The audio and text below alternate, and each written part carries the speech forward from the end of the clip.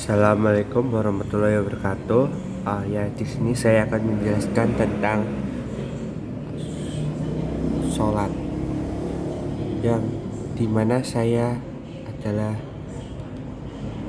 nama saya adalah Dimas Tristus Surya Setiawan, NIM 162. Ini adalah materinya. Yang pertama adalah tentang hakikat sholat dan keutamaannya. Materi kedua adalah tentang sholat sebagai tiang agama dan organisasinya bagi keberagaman seseorang muslim.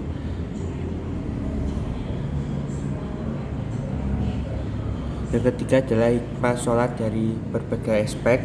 Yang keempat adalah ancaman agama terhadap orang-orang yang tidak mengajarkan sholat. Yang pertama, saya akan menjelaskan hakikat sholat dan keutamaannya.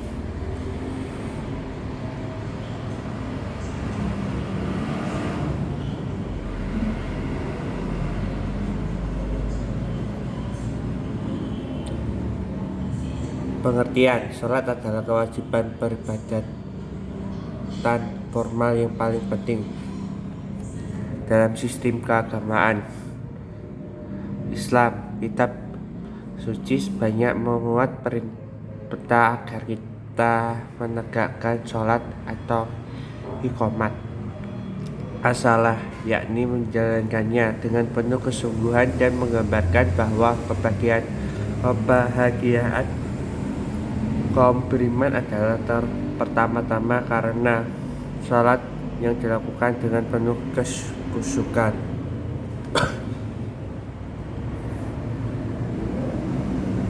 Hikmah dan keutamaan sholat. Maksudnya hakikat dan keutamaan sholat. Hakikat sholat adalah menghadapkan hati dan jiwa kepada Allah SWT dengan cara yang dapat mendatangkan perasaan takut dan cinta kepada, serta menumbuhkan dalam jiwa akan kebesarannya. Sedangkan jiwa sholat adalah menghadap Allah dengan khusyuk, ikhlas dan kesadaran hati dalam berzikir maupun memuji. Berikut ini 8 keutamaan menjalankan sholat 5 waktu. 1. Mengingat Allah. 2. Menjadi menolong. 3. Mencegah pembuat keji dan mungkar. Yang keempat, penghapus dosa. Yang kelima, bentuk syukur kepada Allah SWT. Yang keenam adalah amalan utama. 7. Penghapus semua kesalahan. 8. Cahaya dari hari kiamat. Yang kedua adalah saya akan menjelaskan tentang sholat sebagai tiang agama dan urgensinya bagi keberagaman seseorang muslim.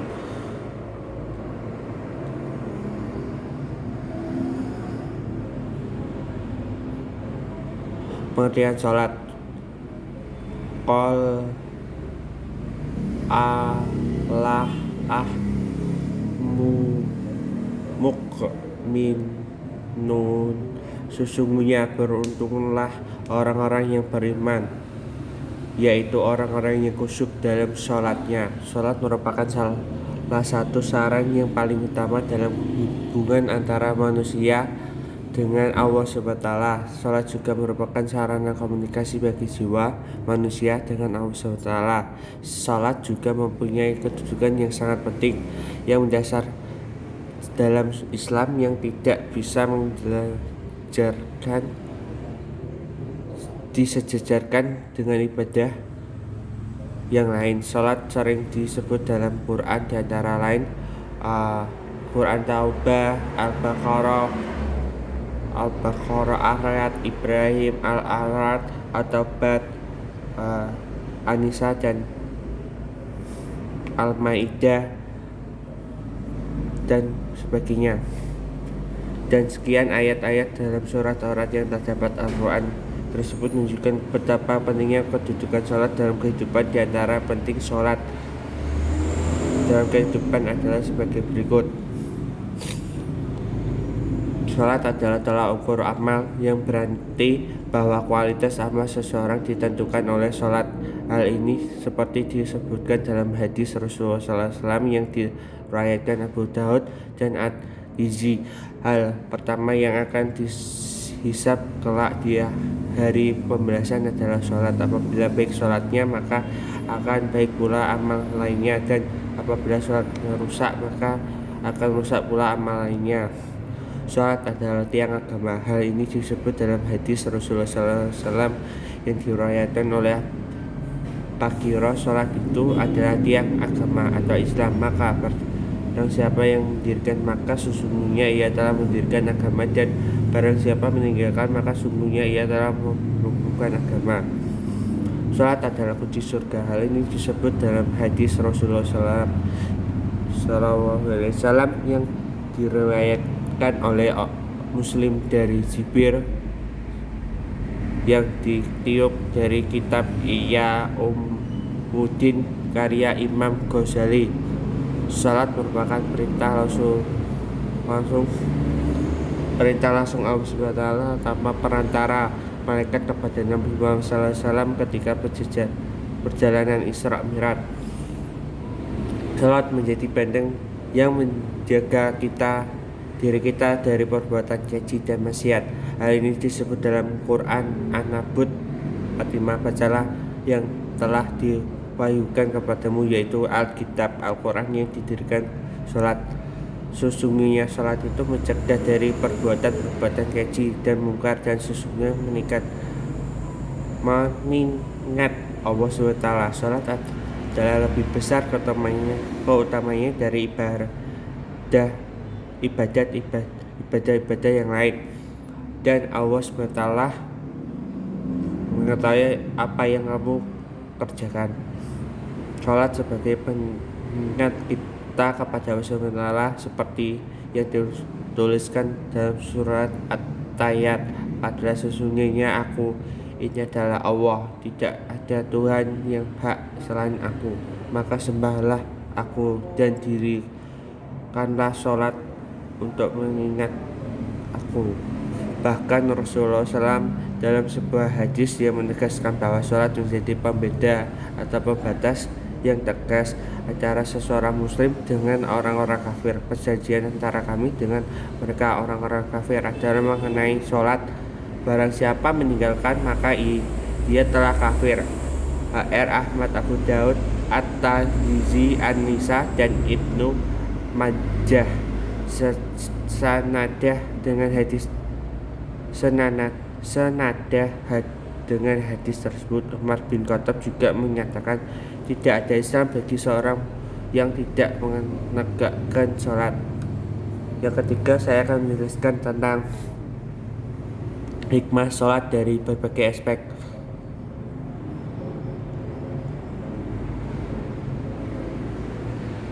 Hikmah sholat dari berbagai aspek yaitu dapat mencerahkan wajah. Sebelum menjalankan sholat, kita diwajibkan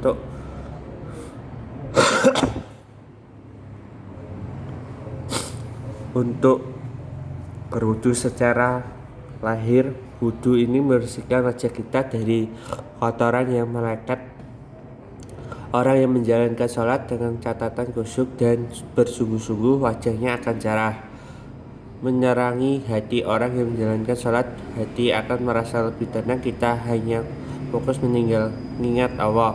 Yang ketiga, menyehatkan badan. Menjalankan ibadah sholat juga membuat badan sehat, sebab ritual dan gerakan sholat seperti halnya orang yang sedang berolahraga, mulai dari kepala hingga kaki semua kita gerakan.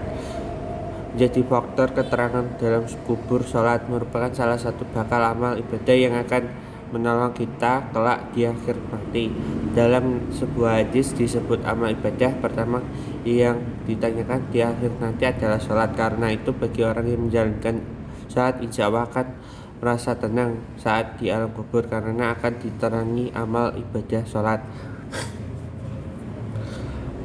Yang kelima adalah sebab turunnya rahmat.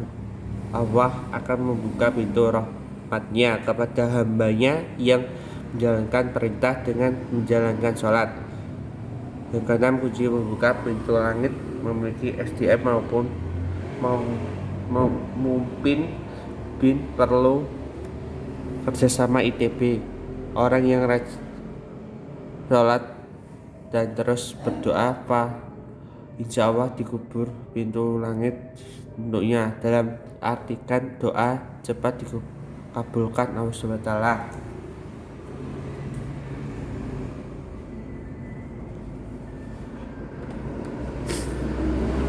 Dapat memberikan timbangan sholat adalah barometer keimanan seorang. Barang siapa yang menyempurnakan dan menjalankan sholat 5 waktu, maka kelak akan memperoleh pahala yang sempurna. HR Sulaiman.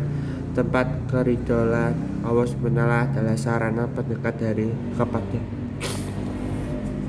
kepada bagi setiap orang yang bertakwa. HR Konflik. Tidak ada suatu keadaan seorang hamba yang tempat keridhaan Allah SWT adalah sholat adalah sarana pendekat diri kepada Allah SWT bagi seorang yang bertakwa. HR Kodolik. Tiada sesuatu kepada seorang hamba yang lebih amal cinta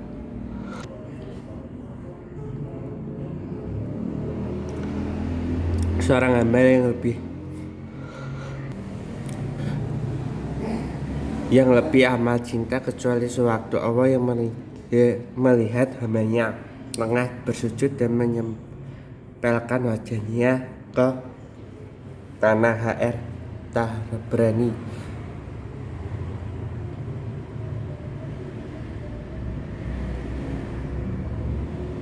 Yang ke-9 ada bernilai surga. Allah SWT menjanjikan bagi hambanya menjalankan sholat 5 waktu dengan surga yang penuh kenikmatan Jannatun Naim. Yang ke-10 adalah menjadi takbir dari siksa neraka. Barang siapa yang menjalankan sholat 5 waktu, maka sholatnya kelak akan menjadi cahaya atau hijajah dan penyelamat baginya pada hari kiamat. Barang siapa yang tidak melihara sholatnya, kelak akan dikubur pada hari kiamat bersama Fir'aun dan Qarun dan Haman. HR Ibnu Nasar. Demikian banyaknya hikmah sholat. Sebaliknya, ancaman bagi mereka yang lalai menjalankan sholat. Semoga kita diberikan sikap istiqomah dan menjalankan sholat agar mendapatkan ridhonya. Yang keempat, saya akan menjelaskan tentang ancaman agama terhadap orang-orang yang tidak mengerjakan sholat.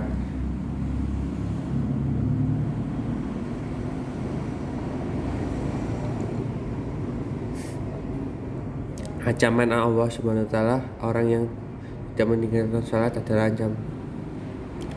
diancam dengan neraka Sagor atau lihat Al-Quran, diancam dengan neraka Wail.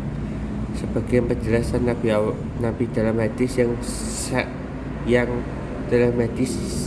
sah, orang yang meninggalkan sholat akan dipecahkan kepala dengan batu. Tapi yang menjelaskan orang yang meningkatkan sholat di akhirat nanti akan digabungkan dengan Fir'aun, Haman, Qarun dan Ubaid bin Falak. HR Ahmad dan Tabani. Sekian dari presentasi dari kami atau kelompok kami. Terima kasih. Wassalamualaikum warahmatullahi wabarakatuh. Apakah ada pertanyaan di seputar ini tadi? Bisa ditulis di kolom chat, atau jangan lupa like, komennya, dan subscribe. See you next time. Bye bye.